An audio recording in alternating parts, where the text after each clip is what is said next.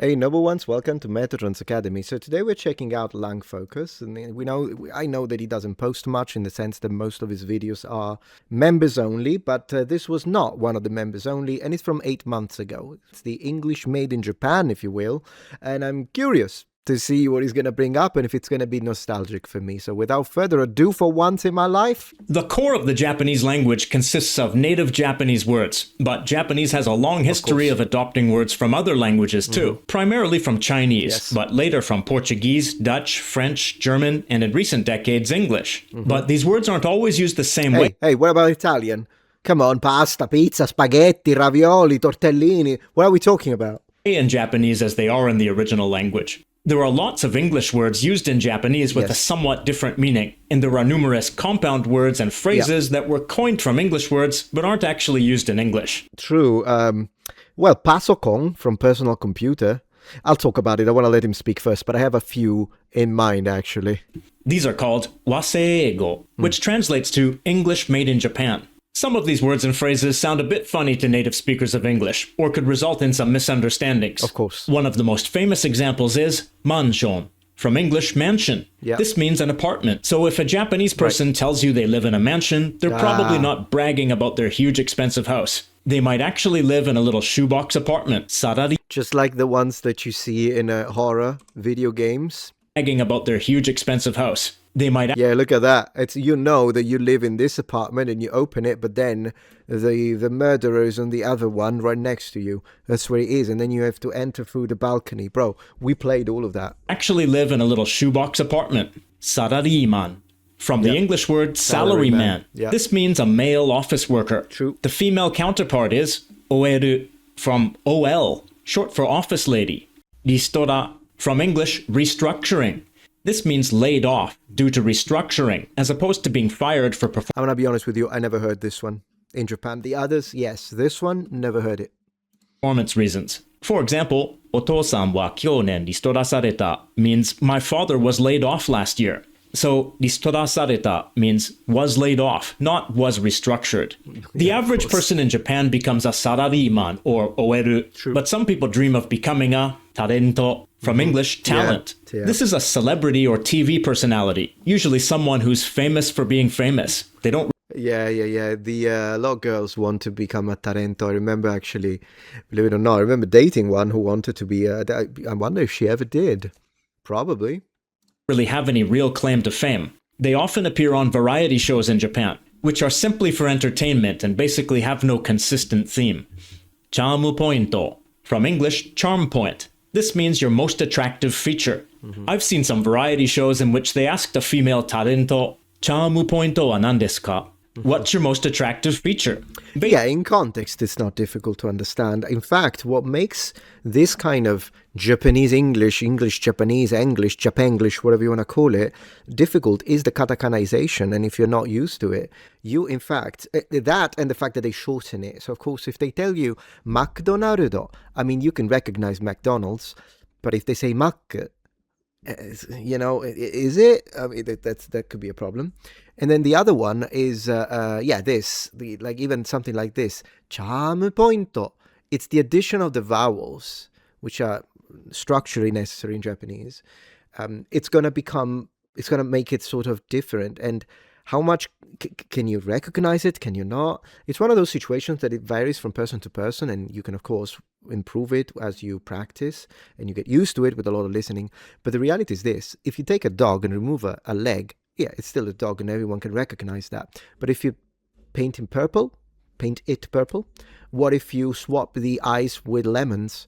What if you give him bat wings? What if the tail becomes the, section of a helicopter? Like, when does it stop being recognizable?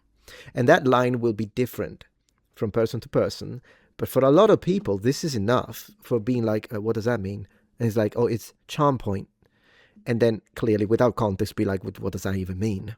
Based on the word charm, you might expect them to say a personality trait like generosity or kindness, but instead it's usually something like my eyes or my cheeks, something physical. Sometimes people in Japan describe their personality as my pace, from the English words my pace. This means doing things at one's own pace, but it's often used to mean something like laid back or chill when describing someone's character. tension. From English, tension. This means energy level or mood. Tension ga takai, or high tension, means high energy or in a good mood. It does not mean tense or stressed. True, When people yeah. are stressed, they sometimes go shopping to boost their mood, especially if there's a bargain. From English, bargain. This means a sale, like when a sale, shop yeah. temporarily lowers prices. This one is not too bad, though, because, I mean, it is a bargain if it's a good, right? It's a good deal. Of Even course, in English, I mean. this is different from the word bargain in English, which means a good deal for a How different is it, though? specific purchase. When you go shopping downtown or at the mall, you might also stop for a meal at a restaurant. Oh, he's not explaining it. Can you explain it to me then? Because to be honest, I never struggle understanding that one, but I always thought of it as, yeah, it's sales, but it is a good deal. A sale is a good deal, usually. Am I being too pedantic here? I don't know. And it might be a Viking. This comes from English, Viking. It means buffet, like a self-service all-you-can-eat meal. You can feast That's where it comes from? Because I've seen it. Vikinger. I always thought, like, why the heck did they say, like, is it Viking? like a Viking. The concept of an all-you-can-eat buffet didn't really exist in Japan until the 1950s. The first buffet in Japan opened at the Imperial Hotel in Tokyo, at the time when the Kirk Douglas movie The Vikings was in theaters. And the images of Vikings feasting on food inspired the name Vikingu for the buffet. You've got to be joking. I had no idea. I've seen it everywhere. Again, for those who don't know, I've lived in Japan for 4 years. I've seen it. I understood it. I know what it was. I had no idea where it came from. It was just a weird sounding katakana word to me. That's insane. And as buffets became more widespread in Japan, the word did too. A typical Baikingu has a wide variety of foods, and I'd be pretty surprised if they didn't have fraido potato, from English, fried potato. This means French fries. Yeah, French fries or chips in the UK. If it's a morning buffet, they might have hottokeiki, from English, hot cake. What's that? Is that a cake served hot? No, it means pancake. If you're lucky, they might have American dogu, from English, American dog. This means corn dog. I hereby propose that we reborrow this term from Japanese. Corn dogs are now American dogs.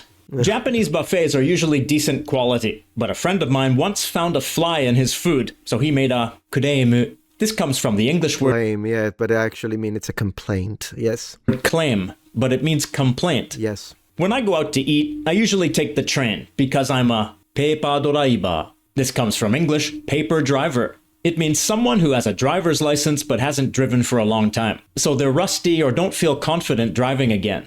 Never heard this one when I was in Japan. It just probably just didn't happen. I'm not questioning it. I'm sure it's used. I just never heard it. There are a lot of paper drivers in Japan because public transportation is so efficient that you can get away without driving for a long time. Doraibu, from English, drive. This means the act of driving for fun or going for a drive. When you ask Japanese speakers what they like to do for fun, sometimes they say doraibu. Doraibu ga suki. They like driving. That usually means making day trips and enjoying the destination as well Like a road trip. as the scenery on the way. So it's not just the driving. Handoru, from English, handle. This means a car's The steering wheel. It's so weird that they call it a handle. I mean, it would be a handle if you think about, a bike or a bicycle, but for a car. But whatever, I mean, it is a handle technically, I suppose. It's not that I can say it's wrong, it's just... steering wheel. Handoru keeper, from English, handle keeper. This means a designated driver. Someone who avoids drinking alcohol so they can drive their friends who are drinking. I never heard this one, although I've seen... I guess they didn't use the katakana version. Cool. I've seen it happen. In fact, the Japanese will refuse... they will call you a taxi, but it will refuse to let you drive. Won't just let you go. They will, they might even inform the authorities if you insist on driving after drinking. And if they know, in Japan it's very serious. It's not, it's serious everywhere. But in Japan, you can't even joke about DUI.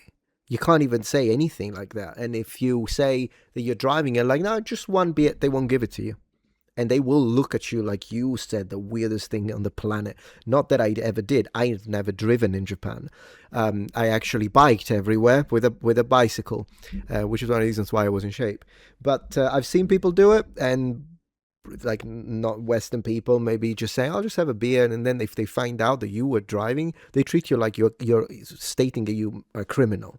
If you plan on being a handoru keeper, you probably need to have my car. From English, my car. But this doesn't exactly mean my car. In waseigo, words like this, mai takes on the meaning of individual or personally owned, or as I like to think of it, one's own, as in one's own car. It's not really a conversational phrase, but it appears in ads, signs, surveys, lists of rules, etc. You might see an ad for maika hoken, personal car insurance, or your university's rules might say maika tsugaku wa dekimasen. Commuting to school by private car is not allowed. As a side note, Japan's new national ID cards are called mai number kado, which means individual. I actually hate it. I wish they just stuck to Japanese. It pisses me off that they have to do it in English like this. I don't know why Japanese is so... It's the opposite of Chinese. In Chinese, they refuse to even say freaking computer. They have their own word, 电脑, so electric brain. And it's insane. So maybe the Chinese are a little too much when it comes to that. But them, the Japanese, too much. Come on. Number card or personal number card. And your personal identification number is called my number. From English, my number. Of course, yeah. Another kind of car is baby car, from baby car. This means stroller. In my opinion, this is one of the most awesome words of waseigo. Another awesome one is jet coaster, from jet coaster. This means roller coaster, but jet coaster is a way better name for it. Dad, I wonder why they went for jet. I mean, it makes sense due to the speed and whatnot. Can we go on the roller coaster? Nah, that sounds boring. Can we go on the jet coaster? Oh, hell yeah, let's f***ing go. When you ride a jet coaster, you better hold on to your belongings so they don't fall or go flying through the air, like your cell phone, sunglasses, or pierce. Yeah. Pierce. This means earring. There's also another word, earring, but this refers specifically to clip-on earrings. Regular earrings for pierced ears are referred to as pierce. I got my first pierce in Japan, and so yeah. When you buy items like pierce, you can buy them off the shelf or you can buy them order made.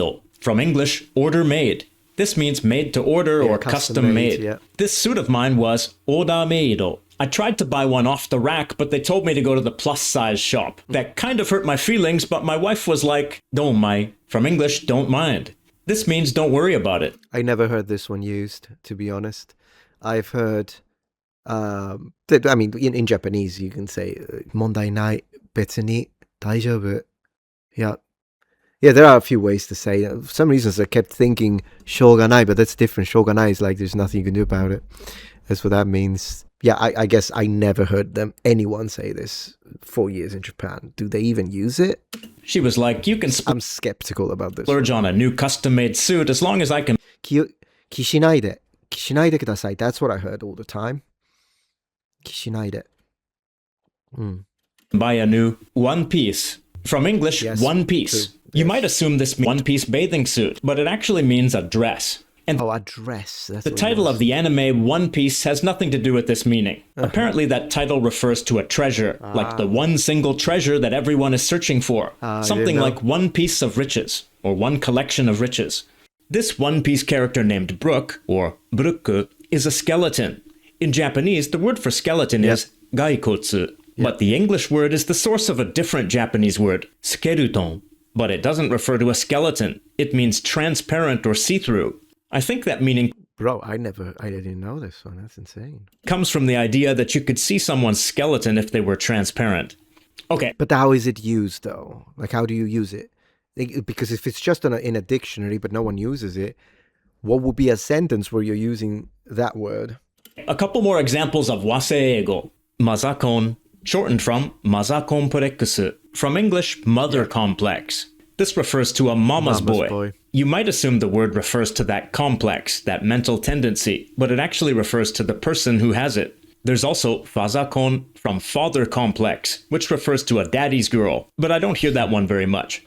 Kura, from the English word cooler. This means air conditioner. Yep. In English, if you said the word cooler to me without much context, I Maybe would the probably little- assume you meant this kind of cooler.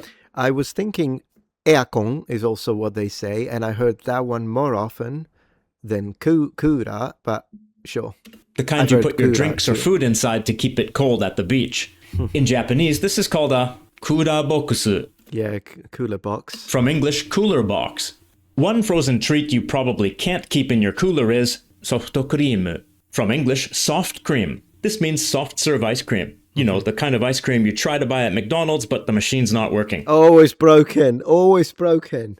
But there's probably some vendor selling it at the beach. While you're at the beach, you might throw a frisbee or play catchboard, from English, catch ball. This means playing catch, passing a ball back This is making me want to play Dead or Alive, but not the fighting game, the beach volleyball. and forth. I've also heard this word used in a metaphoric sense, with catchiboru suru, meaning to have clear back and forth communication or to negotiate. Alright, I know I've overwhelmed you with a lot of new vocabulary in this video, but don't worry, there's no test. And I'm not in the room with you, so you could just cheat anyway, I guess. In Japanese, cheating on a test is known as cunning, from the English word cunning.